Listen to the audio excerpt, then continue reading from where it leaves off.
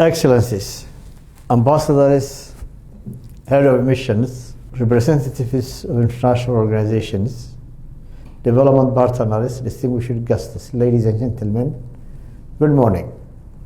It is both a pleasure and a privilege to welcome you once again. I thank each of you for your continued engagement with the government and people of the Republic of Somaliland, and for your presence at this important dialogue. When I addressed many of you in this very forum shortly after assuming office, our government was only beginning its work. I spoke then of our determination to consolidate peace, strengthen state institutions, and translate the confidence placed in us by our people into a tangible national progress. Today, I return not merely to restate those commitments, but to report on the progress we have made, the challenges we continue to confront, and the partnership we seek as we move forward. One of the first priorities of my government was the restoration of peace in Eastern Seoul. At that time, approximately 6,000 militia members had voluntarily laid down their arms and entered a government-led program of demobilization and military integration. I am pleased to report that this process has now been successfully completed, and those former combatants fully trained and integrated into Somaliland National Army. Shortly thereafter, a separate conflict emerged in our region between two major communities. Through sustained government engagement, traditional leadership, and inclusive dialogue, that conflict has been brought under control. A government-sponsored reconciliation peace conference was currently underway in Garissa, reflecting Somaliland's long-standing tradition of resolving disputes through dialogue, consensus, and mutual respect. Peace remains the foundation upon which every other national objective must reset. I'm glad that the conference has been concluded in understanding and in positive results to consolidate the peace in the region. When I first met you, I outlined our four strategic priorities that would guide our development agenda: livestock, agriculture, fisheries, and renewable energy. As implementation progressed, it became increasingly evident that these productive sectors could only reach their full potential if supported by modern national infrastructure. Accordingly, we expanded our priorities to include strategic investment in roads, water, energy, healthcare, education, and communications, the essential pillars upon which sustainable economic transformation depends. At that time, I stated clearly that Somaliland had not come before the international community with a begging bowl. I reconfirm that position today. We seek partnership, not dependency. We seek investment, not charity. And above all, we seek relations founded on mutual respect, shared interests, and common responsibilities. Excellencies, 1 year and 7 months later, I stand before you to account for what has been achieved. Among the most consequential developments during this period has been the international recognition of Republic of Somaliland by the State of Israel on 26 December 2025. The recognition extended by the member state of the United Nations in over 35 years.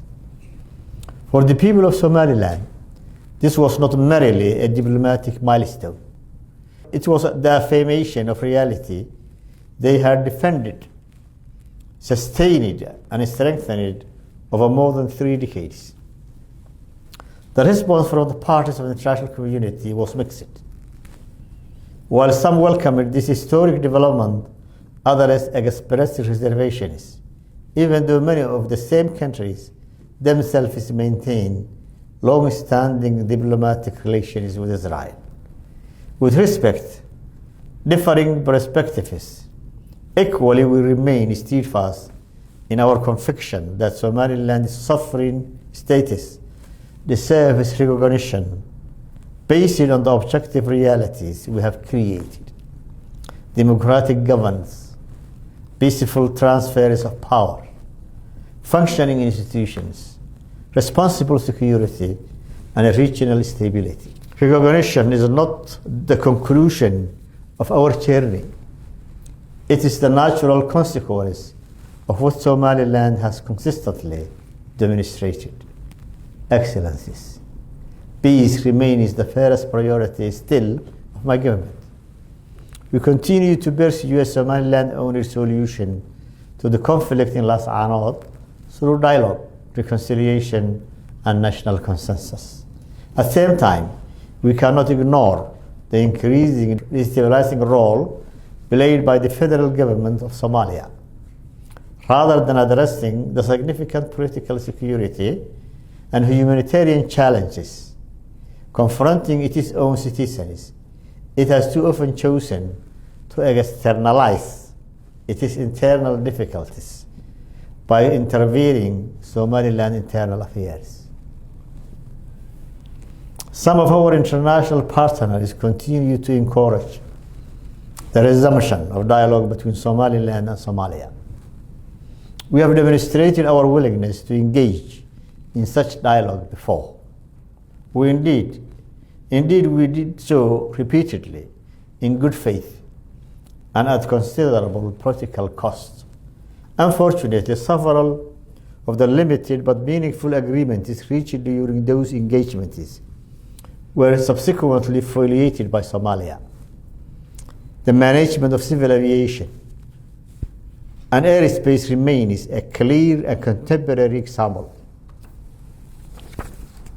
We therefore respectively ask our international partners not simply to encourage dialogue, but also to encourage Somalia the compliance with agreements already reached.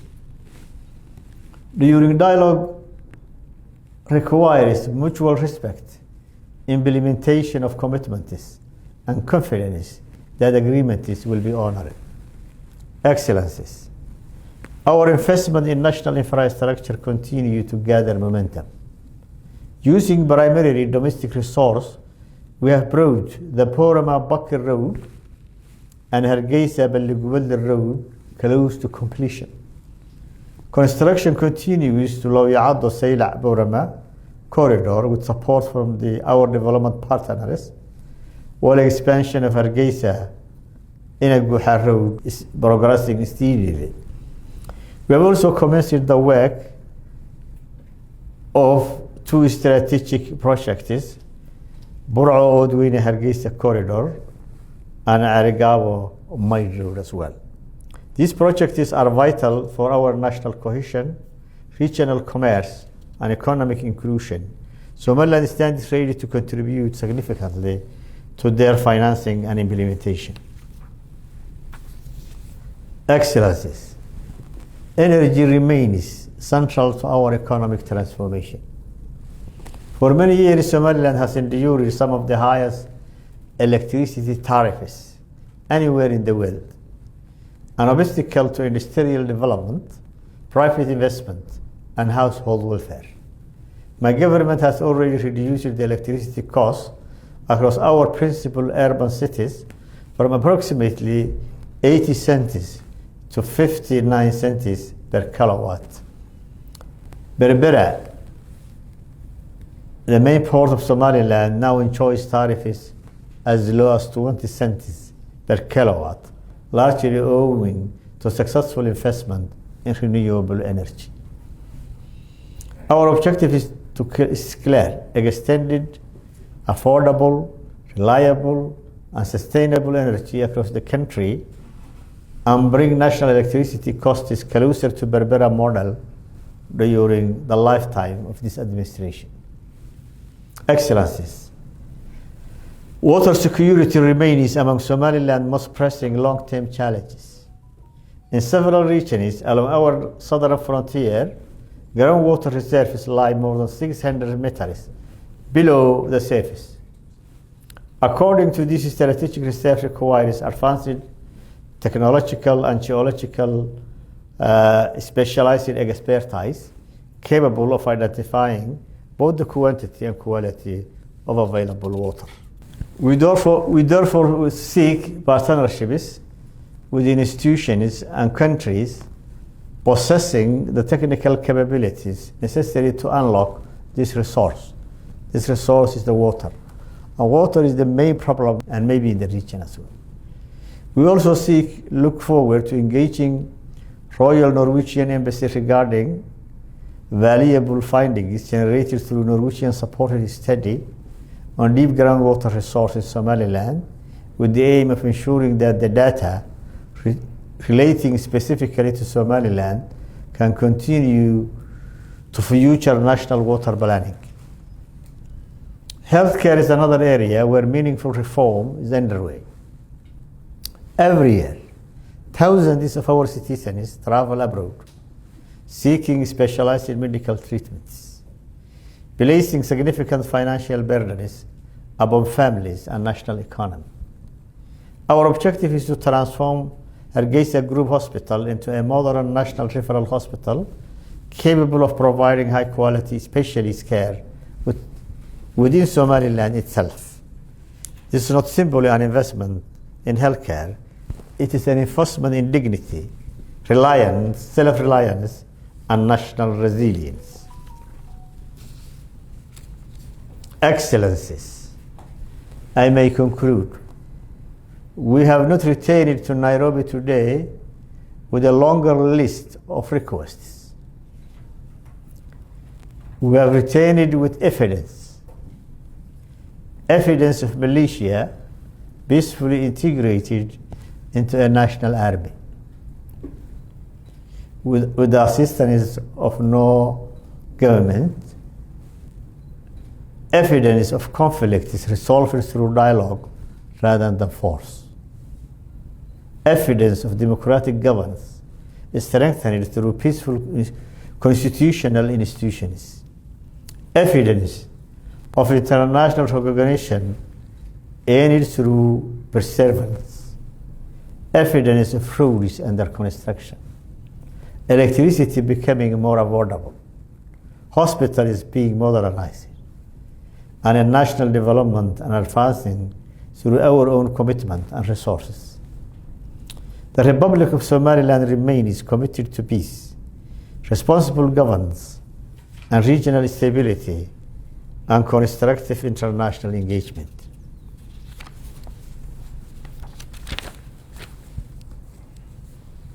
What we ask our friends is the same request I made when I first addressed this forum. Engage with Somaliland not as an extension of another political entity,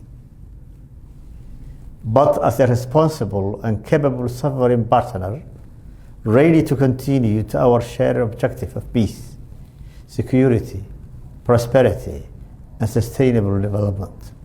Together, let us build partnerships founded not on assumptions, but on achievements, not on aspirations alone, but on demonstrated commitment. I thank you, every one of you. May God bless Republic of Somaliland, and may He bless our partnership. Thank you very much.